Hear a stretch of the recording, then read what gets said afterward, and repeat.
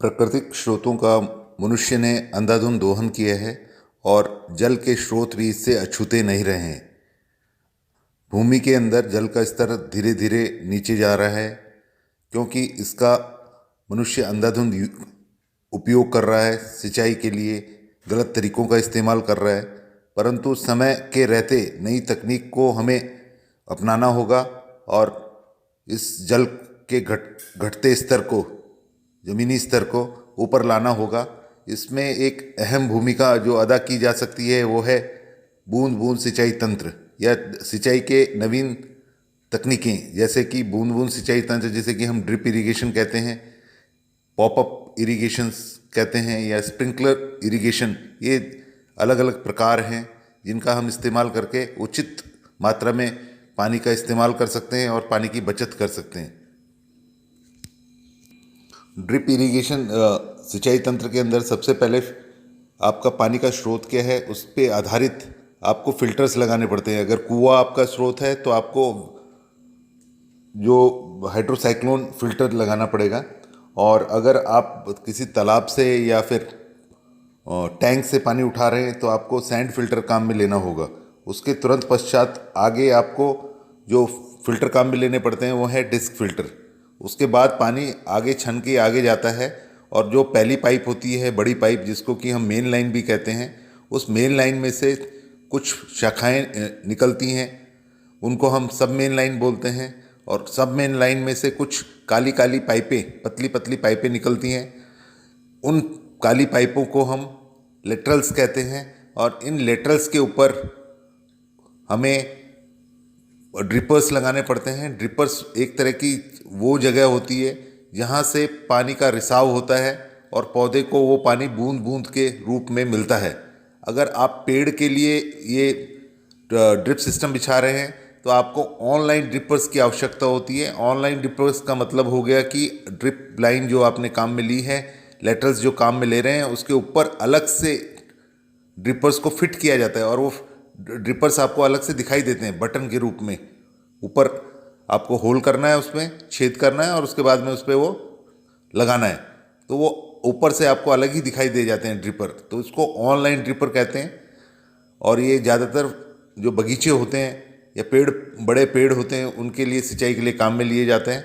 परंतु अगर आप श्रब्स लगा रहे हैं या सब्जियां लगा रहे हैं जो कि पौधे से पौधे की जिनकी दूरी बहुत कम होती है, 30 सेंटीमीटर, 45 सेंटीमीटर, ऐसी जो फसलें होती हैं, उसके अंदर आपको जो इस्तेमाल करना है वो आप करते हैं इनलाइन ड्रिपर्स। इनलाइन ड्रिपर्स का मतलब होता है ये फैक्ट्री में से ही जो ड्रिप आप खरीद के लेके आते हैं, जो लेटरल्स आप खरीद के लेके आते हैं, उसमें ऑलरेडी अंदर ये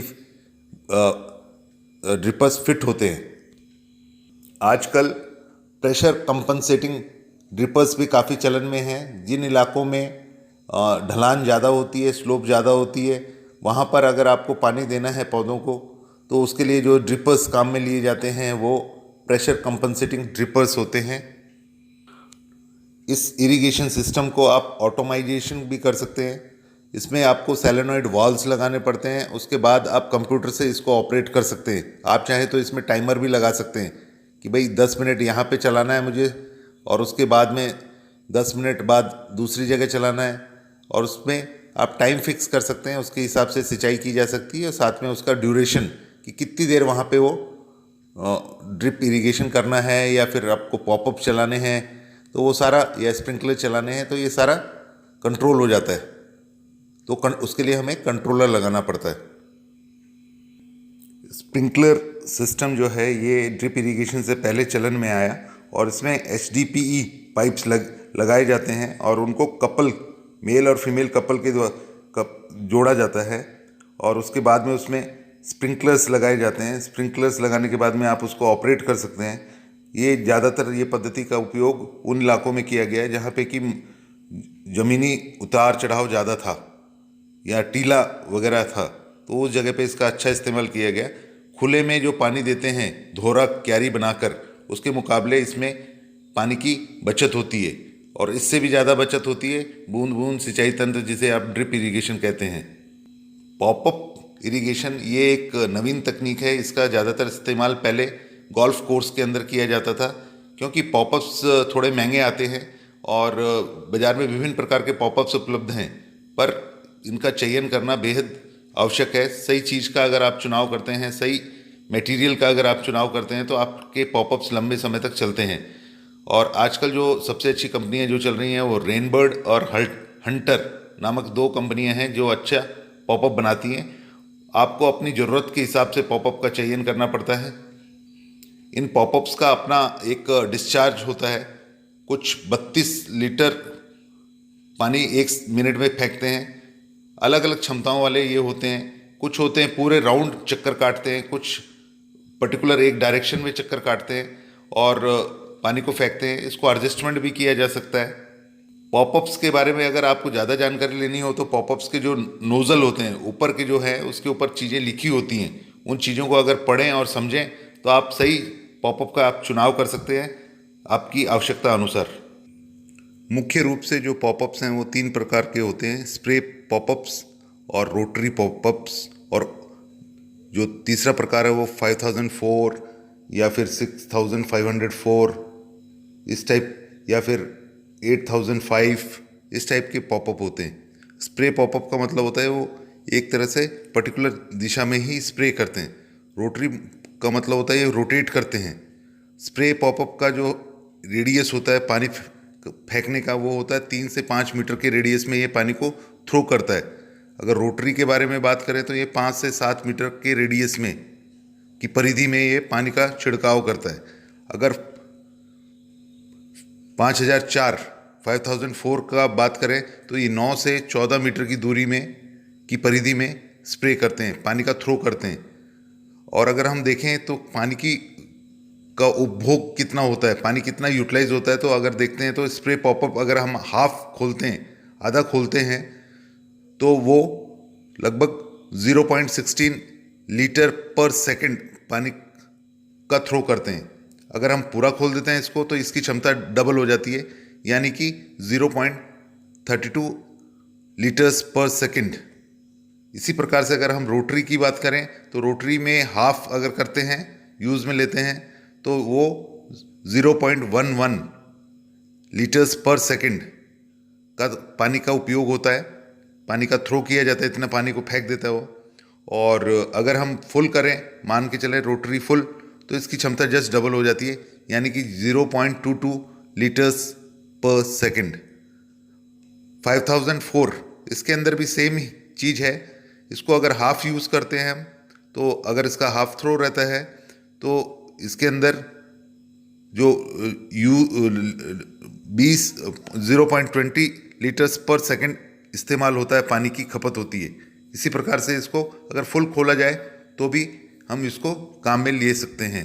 रोटरी 5004 के अंदर क्या होता है, चाहे हाफ यूज़ करो या फुल यूज़ करो, इसमें जो पानी की को फेंकने की क्षमता है वो बिल्कुल सेम रहती है, जो कि है 0.20 लीटर्स पर सेकंड। अब बात आती है कि 5004 यानी कि 5004 इसका मतलब क्या है। इसको अगर आप देखेंगे तो लास्ट का जो 04 है, 04 का मतलब ये होता है कि ये जो पॉपअप है इसके अंदर से जो नोज़ल है वो 4 इंच ज़मीन से बाहर निकलेगा और फिर पानी का थ्रो करेगा। और वो थ्रो कितना करेगा, 50 फुट की दूरी पे थ्रो करेगा। इसी प्रकार से अगर हम कहते हैं कि भाई मुझे क्रिकेट ग्राउंड में पॉपअप्स लगाने, तो वहाँ पे अक्सर जो पॉपअप लगते हैं वो है 8005 यानी 8005। तो 05 का मतलब हो गया कि इसके अंदर जो नोज़ल है, जब हम इरिगेशन करेंगे, पॉपअप चलाएंगे, तो नोज़ल लगभग 5 इंच बाहर आएगा ज़मीन से ऊपर, और फिर लगभग 80 फुट दूरी पे तक रेडियस में वो ये पानी का छिड़काव करेगा। तो अभी अपने को समझने में कोई दिक्कत नहीं है। और अगर मैं कहता हूँ 6504 पॉपअप लगाया मैंने, तो उसका मतलब ये है कि उसका नोज़ल, क्योंकि 04 का मतलब है उसका नोज़ल जो है ज़मीन से 4 इंच बाहर आएगा जब हम इरिगेशन करेंगे, और लगभग 65 फुट दूरी तक रेडियस में, परिधि में ये पानी का छिड़काव करेगा। अगर हम नोज़ल के ऊपर की तरफ चीज़ों को पढ़ते हैं तो नोज़ल के ऊपर कई जगह लिखा होता है 15 VAN, 15 का मतलब हो गया 15 फुट तक ये नोज़ल पानी का डिस्चार्ज फेंकेगा रेडियस में, लगभग 15 फुट की रेडियस में, यानी कि परिधि में। और वैन का मतलब हो गया वेरिएबल आर्क नोज़ल। ये एक प्रकार का नोज़ल का प्रकार है। इसमें अलग अलग आपको बाज़ार में उपलब्ध है। छः van, 8 van, 10 van, 12 van, 15 van, 18 van, ये इस नाम से ये बाज़ार में उपलब्ध हैं। इनका मतलब सीधा सीधा ये है कि पहला जो अक्षर बताता है वो आपको बताता है कितना फुट दूरी तक ये पानी को फेंकेगा, और दूसरा जो नाम है वो आपको बताता है कि ये क्या चीज़ है। वैन का मतलब हो गया वेरिएबल आर्क नोज़ल। कई बार आप नोज़ल के ऊपर पाते हैं लिखा हुआ RVAN, वैन 17-24/13-18। इसका मतलब क्या है? इसका मतलब है कि ये है रोटरी वेरिएबल आर्क नोज़ल। ये एक प्रकार का नोज़ल का नामकरण हो गया। उसके बाद में 17 से 24 का मतलब होता है कि ये इसका थ्रो रेंज बताता है कि कितनी दूर तक ये पानी को का बुरकाव करेगा, कितनी दूर तक इसकी पानी को फेंकेगा, उस परिधि का कितनी परिधि में ये पानी को फेंक सकता है, उसकी क्षमता। तो इसकी क्षमता हुई 17 से 24 तक। और अगर लिखा हुआ वहाँ पे 13-18 है तो इसका मतलब 13 फुट से लेकर 18 फुट तक इसका थ्रो जाएगा, यानी ये पानी का बुरकाव या छिड़काव उस इलाके तक कर पाएगा, उस परिधि में कर पाएगा। ये चीज़ें समझने वाली हैं। आमतौर पर जब हम पॉपअप खरीदने जाते हैं तो ये चीज़ों को हमें स्टडी करना है। और कई बार क्या होता है, ये पॉपअप के नीचे अगर आप देखेंगे, रोटरी वेरिएबल आर्क नोज़ल के नीचे देखेंगे तो वहाँ पे आपको एक थ्रो एडजस्टमेंट की चीज़ मिलेगी। उससे आप क्या है कि उसको थ्रो पानी के बुरकाव को बड़ा और कम और ज़्यादा कर सकते हैं। उसको दूर कितनी दूर क्षमता है उसकी फेंकने की, उससे उसको बढ़ाना और कम करना, वो आप थ्रो एडजस्टमेंट करके एक चीज़ है नीचे, उससे आप कर सकते हैं, कंट्रोल कर सकते हैं। अगर हम बड़ा मॉडल देखें, जैसे 5004 वाला मॉडल देखें, तो उसका मतलब मैंने आपको अभी बताया था कि भाई 4 इंच उसका जो नोज़ल है बाहर निकलेगा ज़मीन से और फिर पानी का छिड़काव करेगा, और वो 50 फुट की परिधि में, रेडियस में पानी का छिड़काव कर पाएगा। उसके अगर ऊपर पड़ें, हम उसके पॉपअप के ऊपर का जो नोज़ल के ऊपर पड़ेंगे तो वहाँ पे हमको 5004 लिखा हुआ मिलेगा। और एक कोने में आपको लिफ्टिंग स्लॉट, कितना आपको लिफ्ट करना है वो एडजस्टमेंट कर सकते हैं। दूसरी तरफ नोज़ल पोजीशन क्या रखनी है उसको भी आप एडजस्ट कर सकते हैं। तीसरा जो होता है वो है आर्क एडजस्टमेंट करना। तो आर्क एडजस्टमेंट मतलब उसको कितनी दूरी में आपको उसको घुमाना है। तो एक साइड आपको प्लस लिखा हुआ मिलेगा और एक साइड माइनस लिखा हुआ मिलेगा। अगर आपको बढ़ाना है तो प्लस की तरफ बढ़ा दीजिए, अगर घटाना है तो आपको माइनस की तरफ आ जाइए। तो ये एक तरह का आपको तरीका है कैसे आपको पॉपअप पसंद करने हैं, पॉपअप के ऊपर चीज़ें लिखी हुई हैं उसका क्या मतलब है, और कौन सा पॉपअप आपके लिए सूटेबल है, ये सब आपको तय करना है। अगर आपको जानकारी होगी तो आप सही पॉपअप का चुनाव कर पाएंगे और ज़्यादा समय तक वो पॉपअप आपके पास अच्छा परफॉर्म करेंगे। और जगह को देखते हुए, पौधों को देखते हुए, इलाके को देखते हुए, ये सारी चीज़ों को देखते हुए सही पॉपअप का चुनाव कर पाएंगे आप। पॉपअप आपने चुनाव कर लिया। पॉपअप को लगाने का तरीका, जो आपकी सब मेन लाइन आ रही हैं उसके अंदर आपको छेद करना है। छेद करने के बाद में उसको शैडल बैठानी है उसके ऊपर। शैडल बैठाने के बाद में आपको एक स्प्रिंग जॉइंट आता है, एक पाइप आती है, उसको बोलते हैं हम स्विंग जॉइंट। वो स्विंग जॉइंट उसमें बैठानी है। उसके बाद में उसको उसके लास्ट जो एक कॉर्नर में तो आपको लगाना है शैडल पे और दूसरा कॉर्नर लगेगा उसका पॉपअप पे। आपने सही पॉपअप का चुनाव कर लिया है। पॉपअप के ऊपर उसको फिट कर देना है, पॉपअप को ज़मीन में लगा देना है, और उसके बाद में पॉपअप को आप जब चलाते हैं तो पॉपअप अच्छा परफॉर्म करता है। पॉपअप को अगर आप खोलते हैं, अगर एक पॉपअप को हम खोलें तो हम उसमें क्या पाते हैं? पॉपअप खोलते ही हम देखते हैं उसमें एक नीचे एक स्प्रिंग है। स्प्रिंग के बाद में हमको एक प्लास्टिक गियर दिखाई देते हैं जो कि हाइड्रोलिक प्रेशर पे काम करते हैं, जिसको मैंने आपको कहा कि भाई आपको जब आप चलाएंगे 5004 है तो जैसे ही प्रेशर बनेगा तो 4 इंच वो बाहर निकलेगा, आपका पॉपअप बाहर निकल जाएगा। तो ये आपको वो होता क्यों है, वो होता है हाइड्रोलिक प्रेशर की वजह से। तो ये सारी चीज़ें हमने आपसे जानकारी दी आपको। और जो स्विंग जॉइंट होती है नॉर्मली वो 1 फुट लेंथ की होती है, जिसको कि एक कोने में हम शैडल में फिट करते हैं, दूसरे कोने में हम पॉपअप में लगाते हैं। पॉपअप अगर आपने सही तरीके से लगाए हैं तो पॉपअप के ऊपर अगर कोई वजन वाली चीज रख दी भी जाए सही ठीक ऊपर, तो पॉपअप टूटते नहीं है। इनमें ये क्षमता होती है कि वो वजन को सहन कर जाते हैं। पर इसके लिए ज़रूरी है कि आपका जो पॉपअप है वो एक अच्छी कंपनी का पॉपअप हो, अन्यथा टूटने का पूरा अंदेशा रहता है। समय समय पे आपको पॉपअप के आसपास की घास को हटाना और मिट्टी के कणों को हटाना ज़रूरी होता है। कुछ ऐसे पॉपअप भी आते हैं जिसमें आपको घास और मिट्टी को निकालने की ज़रूरत नहीं है। तो आप चाहिए क्या आपको कि आपको सही पॉपअप का चुनाव करना है, सही कंपनी का चुनाव करना है, जगह के हिसाब से, आपको रिक्वायरमेंट के हिसाब से, और उसके बाद आप मज़ा लीजिए इरिगेशन का, और आपके पौधों को बढ़ते हुए देख सकते हैं आप, और अच्छी हरियाली आपके चारों ओर दिखाई देगी आपको। पॉपअप चलाने के लिए वॉल्स की ज़रूरत पड़ती है। एक तो पीवीसी बॉल वॉल हो सकता है आपका, जो 50 mm मीन आउटर डायमीटर वाला, जो कि आपके सब मेन में लगाया जाता है, और ऐसे ही आपको मेन लाइन में भी आप लगा पाते हैं। और अगर देखें हम तो सेलोनाइड वॉल्स भी बाज़ार में उपलब्ध हैं। सेलोनाइड कॉइल आती है इसमें 24 VAC की, इसको भी लगा सकते हैं आप। और सेलोनाइड वॉल की आवश्यकता तब पड़ती है जब आपको इसको ऑटो मोड पे चलाना है तो, वरना पीवीसी बॉल वॉल आपको सारी चीज़ों की पूर्ति कर देता है।